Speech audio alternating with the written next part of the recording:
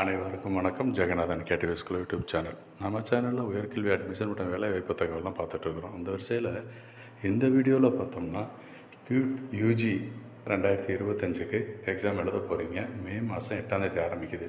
இதில் நிறைய பேர் கேட்டிருக்கிற ஒரே கேள்வி, இந்த சிலபஸை பற்றி கொஞ்சம் சொல்லுங்கள், எக்ஸ்பிளைன் பண்ணுங்கள் அப்படின்றது வந்திருக்கு. அதை பற்றின விளக்கம் அந்த வீடியோவில் பார்ப்போம். இதுவரை நம்ம சேனலை சப்ஸ்கிரைப் பண்ணாலும் பண்ணிவிட்டு இந்த மாதிரி தகவலெல்லாம் ஷேர் லைக் பண்ணுங்கள். மறக்காமல் அந்த ஆல் நோட்டிஃபிகேஷன் பில் பண்ணி ஆன் பண்ணி வைங்க. அந்த அப்டேட்லாம் உடனுக்குடனே தெரிய வரும்.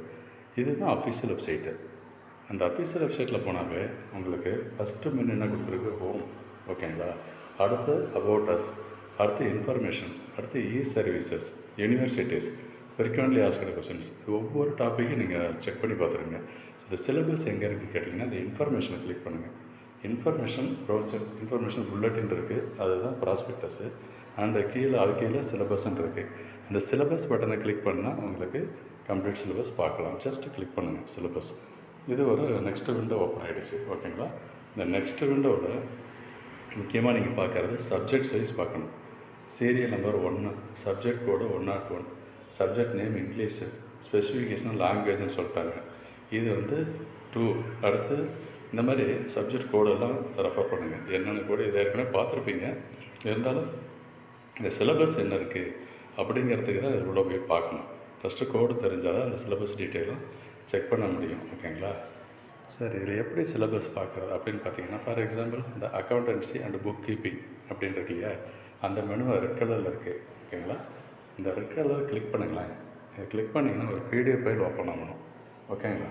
ஸோ அந்த பிடிஎஃப் ஃபைலில் பார்த்தீங்கன்னா இந்த accountancy book keeping 301 syllabus for Q2 UG இதை தான் நீங்கள் ஓப்பன் பண்ணி பார்க்கணும். இதில் கண்டிப்பாக எல்லாம் கொடுத்துருப்பாங்க.